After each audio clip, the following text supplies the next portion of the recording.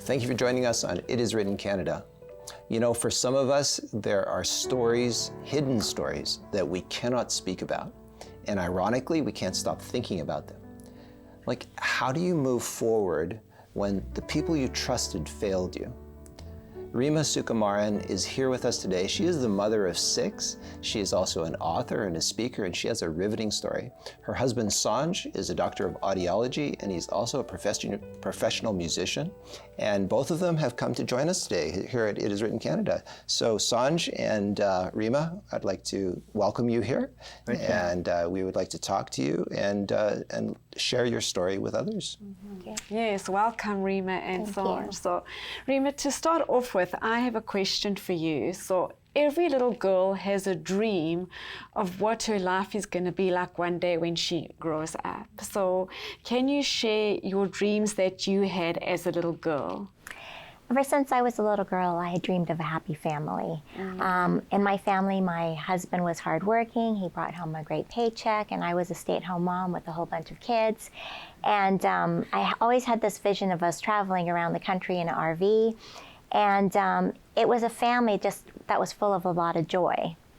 And I think I had that dream because my reality was very different. Oh, okay. Can you tell us about your reality and why it was so different? Yeah. So my mom and dad immigrated from India to Canada. Mm-hmm. And my mom was a nurse and my dad was a coal porter.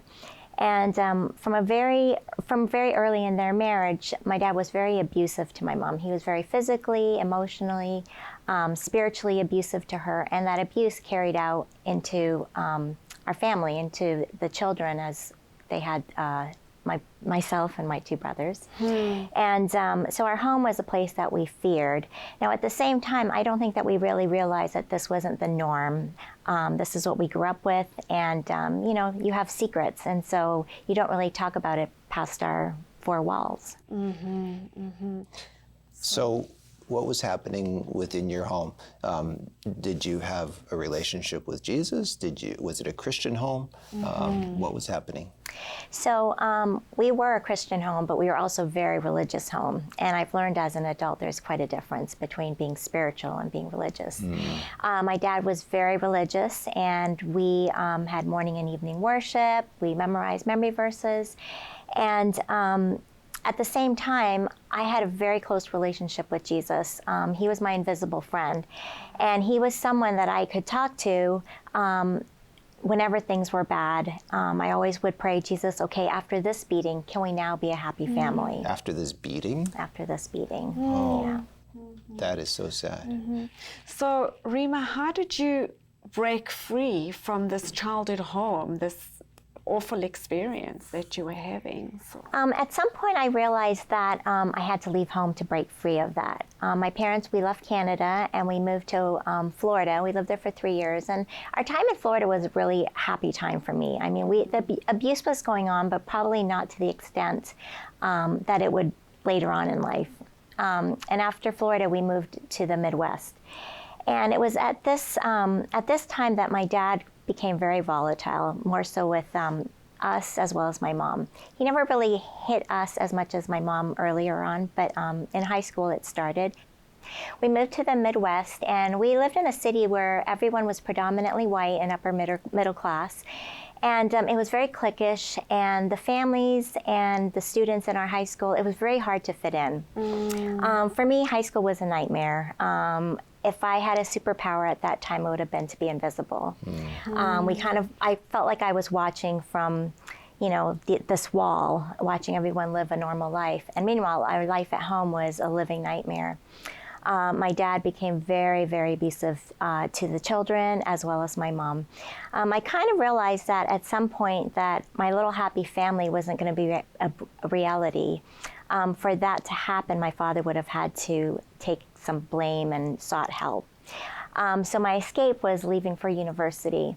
I was very excited about leaving, but at the same time I was very scared because I had never been away from home that long. My two younger brothers and I had a very close relationship, and so leaving them behind was very, very hard for me to do because I was worried about who was going to protect them. Who's going to protect them? You're the older sister. Yes. Now you're going off to university. Yes. What's going to happen to my brothers? Yes. So I went away to university, and it was okay for my brothers in the sense that they grew in stature, and so they outgrew my dad. And so my dad wasn't very physical with them at this point, but very emotionally abusive. And my mom, you know, she found work as her escape. She was a nurse, and she worked a lot of hours, partly because my father didn't work. He chose to work on and off when the feeling hit him. And so my mom was the sole provider. When I went away to university, I entered this whole new world, and it was just an exciting time in life. You know, I found that I could fit in. There were other people like me. It didn't matter how much money my parents had, what their job was. It didn't matter about, you know, how good my grades were. They didn't know anything about me. And I found a very loving, accepting group of friends. That's wonderful. And is that the university that you were at, Sanj? It actually is. So that's where you got to first acquainted with each other, right? Yeah, we became friends. We became friends at the university and maintained a friendship for many years to come. Oh, wow. Okay. Did you start dating right away? So that's a funny story. You mean us or just dating? Are you talking about us? Yes. Okay, no, so my freshman year, I actually saw Sanj in a hallway, and I said hi to him, but he says he didn't remember that. So I thought he was really snotty and just kind of brushed him aside. But there were a lot of other ethnicities on campus, so that was exciting for me, coming from a predominantly white town where we did not fit in, you know. So no, we did not start dating then, but a friendship started while we were in university, and it grew. Yeah, that's wonderful. So. We're still friends. Yeah. So how did you move forward after university? So in university I took education, and I had changed my major some point in the middle, so I still had to do one more semester, which was my student teaching. And I chose to go home to do that. My youngest brother was in high school, and despite home being a place of abuse, it was still home. It's all you knew. It's all I knew. Sure. And so, you know, it was still a place that was safe to me. I chose to go home, and I student taught actually at the same school that I went to. It was an interesting choice because the elementary school was nothing that I had been a part of, and the high school was very much the same, but it was not a part of where I was going to be, so it was okay. I loved student teaching. I loved the teacher that I worked under, and on the weekends, I often hung out with my youngest brother. He had much different experience than me. He was social, he was outgoing, and he just had a great group of friends. He was very accepted. And I chose to go back to the same school because it had an elementary section. I wasn't a part of that, and it was just a totally different environment. And so I chose to do my student teaching at this school. My brother was part of the SA group. The Students Association. The Students Association, yes. And he was the chaplain, the student chaplain. I went through Christian schooling my whole entire school, so elementary to university. I went to Christian school. So he was a student chaplain, and the chaplain at the school was someone that was loved by everybody. He was just this kind, loving man. He seemed to just have Jesus shining through him, and my brothers just adored him. So he was your brother's mentor? Yes. Okay. He was my brother's mentor. Actually, he was both my brother's mentor, my first and second brothers, because they were both in high school at the same time. And my brothers had confided in him, so he kind of knew what was going on with the family, and he just knew how to embrace them. And the last year, so my second brother went to university, and the last year my youngest brother was there, that's when I did my student teaching, so we hung out a lot. I helped my brother and his friends and pastor do evening programs, do Vespers, do youth rallies, and I had a lot of time on my hands, so it was great. He had a young son. His son was about 3 years old. His wife, he was married, happily married with a wife that was a nurse, and she worked 3 to 11, and so she was never around, and he would bring his son to the school, and a lot of kids loved watching his son, and I was one of those people that helped with his son. So he, in actual fact, became a spiritual mentor to you too. Yes. And this was the same one that your brother was working very closely with the chaplain of the school. Yes. So he really took your family under his wings and under his care, right? He did. Our family really trusted him, even my mom. She really trusted him, and so he was able to draw me in, realizing that I had broken up in a relationship at university, not Sanj, but someone before him. And I was heartbroken, and he just knew how to be there for me. You know, I didn't have a father my whole life, and he just kind of seemed like this loving, kind man, someone I would have loved to have been my father. You know, growing up, I always looked at pastors and teachers as these amazing, godly men, and always wished my dad had been a dad like that. So they were people that I looked up to. And so he was able to just be there for me, and I trusted him. Eventually, with time, I just started feeling a little uneasy because he started saying little things. Now, he was very affectionate with all the kids in school. He was affectionately known as pastor. No one called him by his name. The staff, the teachers, he was known as pastor. It wasn't uncommon to see a girl in his office leaning against him. He often would kiss girls on the cheek, and very physical with them. But that seemed to be the norm. We came to the point where we developed a friendship, and I felt very comfortable with him. He knew all about my parents. He knew about my yearning for my dad and how much I'd been hurt by my dad. He seemed to understand my broken heart, and I was very lonely at that time because all my friends at school, we had all moved to different parts of the U.S. after graduation. One day he asked me to come and babysit. Actually, his wife asked me to come babysit, and I went and loved their son. And, you know, babysitting was kind of cool because I could kind of play house with the little boy, and, you know, some of my fantasy kind of was playing out there of being a mom, maybe. So I babysit a few times, and one of the evenings the wife asked if I could babysit again, and I went over, and Pastor came home early, and he was packing for a trip.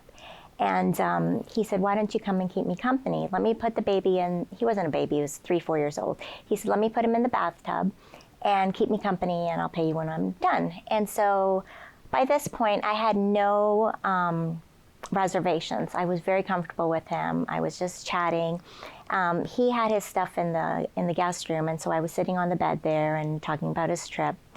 And the next thing I know, he was on top of me. And I was maybe 105 pounds. I was very, very tiny. And he was on top of me, and I begged him to stop, and I told him I was a virgin and that he was hurting me. And the next thing I know, I was being raped.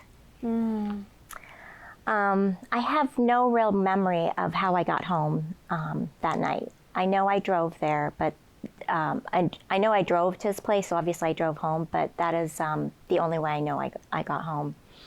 I went home, and I went into the bathroom and sat on the toilet, and I looked at my panties, and the tattletale blood was there. I just lost my virginity. I'm not sure how long I sat there, except my brother came banging on the bathroom door telling me he needed to use the bathroom. I went to my bedroom, and I was standing beside my dresser, and I knew in my gut I should call the police. I mean, I was in shock. I was angry, and I should have called the police. And yet, as quickly as I thought about calling the police, that thought went away. There was one time in particular, my youngest brother had gone to the bathroom, and he flushed the toilet and he dropped the toilet seat. Most of our kids drop the toilet seat. It makes that loud bang. my dad came running from the kitchen and started screaming to my brother and said, "How many times have I told you not to drop the toilet seat lid? I'm going to teach you a lesson." And he grabbed my brother, he locked the bathroom door, and he started beating my brother. And my mom, she went to the bathroom and she was trying to undo the lock, and he said, "If you come in here, I'm going to kill you." And by this time, my other brother went and got the butter knife, and my mom unscrewed the door, and he grabbed her by the hair and he started beating her with a 2x4. So did you call the police? I called the police, but by this time my dad started to calm down, and the police came in, and they took their notes. They saw my mom's black and blue legs. They asked us about what happened. And the next thing I knew is that the police and my dad were sitting at the table discussing the woes of having wives and how hard it was to deal with them and marriage and just all that. So this was an experience you had as a child. Yes. And now, after you've been abused, you've been raped by this leader, you now think to yourself, I should call the police. But then automatically you say, no, I can't, because I can't trust the police. Right. Because of your association that you had as a little girl. So you're like, That's right. no, I'm not going to call them because what's the use, right? That's right. So, And actually, I wasn't a little girl when that happened. I was actually 16 when we called the police. So I was very aware of what was happening. Right. And as my dad would drive around town, we would see this police and they would wave to each other as they passed each other. Okay. So for me, I knew the police were not to be trusted. I just kept it a secret. I didn't tell anyone. And it was a very lonely, scary time for me. for how long did you keep this in before you even told someone? Like, I would say probably a couple of weeks. Probably a couple of weeks. And I ended up telling a couple of girlfriends of mine. And basically nothing happened. We were all at that age where, what did you do? You know, and I asked them not to tell their parents because I was scared. It was his word against mine. And what would people say? They wouldn't believe him. He was loved by our whole community. Sometimes it's hard to see God in this whole thing. And I will say that I had a little temper tantrum with God for a short period of time of how this could happen, because I had been a good girl my whole entire life. I lived by the book, probably from fear of being beat by my dad, but at the same time, I always did the right thing. As God had it, I was able to go to Maryland and do one more course through the mail. And so I was able to leave the town. And I finished my course, and this pastor still kept in touch with me. He acted like nothing happened. You know, sometimes what people don't understand is, why did you keep in touch with him? But you know what? After something horrific like that happens, why not? You've lost everything anyways, you know? And so I just felt like I had nothing to lose. Who was going to believe me, you know? So I moved and I finished my coursework. And in August, I went back to my university and I was going to graduate. And Sanj actually ended up coming for that, that weekend too. And I will add here that, as I said, I have a very close relationship with God, and I loved Sanj forever, like from my freshman year. And I would doodle in my books instead of studying. I would doodle in my books and draw little hearts, and I love Sanj. And you know, if you read my journals, they're so embarrassing, but I would actually say, please God, could I have him? I want him. And you know, I'm sure God was just chuckling, you know, it's in his time, right? And so my graduation weekend, we got together. And we started dating, and we dated for 2 years. And during this time, I had confided in Sanj before we started dating that I was raped. And it was just one of those things, like, none of us knew what to do, what to say. You know, he was there for me, but none of us knew what to do with that. it must have been so difficult for you, Sanj. You know, at that, I don't even think it registered on me the depth of how horrible it was at that time, right? Because we were friends at the time. It's like, what do I do? It's a difficult time in life. Your life is so centered around you, right? In those years, right? I don't think I understood it as I do now, obviously, right? So you were friends for 2 years, and then did you pop the question then, Sanj? After So we were friends for many years before we started dating, and then we dated for 2 years. And then, yes, I did pop the question. And she said yes. Yes, surprisingly, right? So now, this is good. This has now taken this complication to the next level now, because now you're going to get married, and you know that this has happened to her, right? So obviously this is going to affect your marriage in some way, right? Yeah, and we understood that. And we, you know, before we got married, we started some premarital counseling with our church pastor, who we kind of knew, and so we actually spoke about it, and Reema brought it up and said, this is something we probably need to deal with, right, before we get married. Because it was one of those things that was always underlying, but you didn't understand how much was affecting your relationship, but it was there, right? And so we felt like before we get married, this is something we really need to work through and deal with. We're not going to hide from this thing. If you know anything about Reema, you know she will never hide from anything. She confronts everything head on. So that's kind of what we were doing with the pastor at the time. We're kind of working through that, right? I think the straw that broke the camel's back for us was that a weekend at church, the pastor was in the same town talking to the students at one of the Christian schools by us. And I was scared because I didn't want to see him, and Sanj wanted to hurt him, which probably would have not been legal. Not good. And so it really started something between us that we knew we needed to seek help, and which is when we went and talked to the pastor. And I actually went, our marriage counselor, and I actually went and I shared my story with him. And he was just appalled. He said, Reema, you have to do something about it, and I will help you. No one has ever said that to me, ever. You know, I lived with abuse. I lived with a dad that was beating me, and not one person stepped up. And our school community did know my dad was being very abusive to us. There was a lot of things that were known that nobody stepped up to. So when he said that, it really was life-changing for me that he cared enough to do something about this. From that point on, what ended up happening is he asked me to do a recording, call the pastor and do a recording of him. And that was the hardest thing. I think that was the scariest thing I've ever done, next to this. But it was back in the day, so we had the tape recorder and we had the landline, and I was actually living in Ottawa by myself, and Sanj was in Toronto, and so we were dating long distance. I was all alone in my apartment. I put the phone there, and I kind of practiced a few times because I was so scared he'd know I was taping him. And I called the pastor, and you know, as he always was, he was very charismatic, and you know, oh, it's so lovely to hear from you, you know.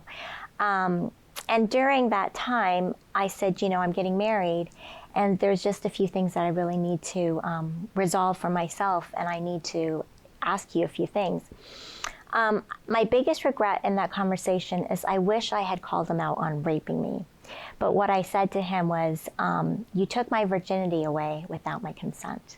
In the recording, which was probably about 15 minutes, he never once denied it. We talked about a lot of things, but he never once denied raping me. As we ended the conversation, we took the tape back to our pastor, to our counselor, and he called the school that the pastor was working at, and he let them know that this is what happened. Pastor denied it, of course, and then when they said there was a tape recording, he immediately confessed, and he said, what would they like? And so at this point, being young and naive, in our early 20s and 30s, we didn't know what to ask. So we asked that he turned in his ministerial license and not be allowed in our church system anymore. And that he wouldn't contact you. That's right, and he wouldn't contact me. And so he did do that. But the interesting thing is that he asked if he could write a letter to the school community. And in the letter, he wrote that around this time that his mom had died and a young lady had come into his life and taken advantage of him. And so he made a mistake and he had to deal with the consequences. So he was going to resign. not only did he resign, but the principal, who was one of his closest friends, wrote him a glowing recommendation. So he was able to move on. So Reema, you know the difference today, that there's a difference between one man and another man, between one pastor and another pastor, between one police officer and another police officer, and the church. How do you relate to your church today, and what has it helped you to do in relating to others who are victims of abuse? Well, after this happened, I begged God to somehow use this pain, because I felt like if he was using my pain, that pain would have not been wasted. Yes. And I know that this has happened to many people and that I could help them with God's power. But 25 years went by, and, you know, I didn't understand why God wasn't putting something in place or why he wasn't using my pain. Yeah. So 25 years later, my youngest brother moved out west, and he was the ministerial director, and asked me if I would come and share my story at one of the pastoral meetings.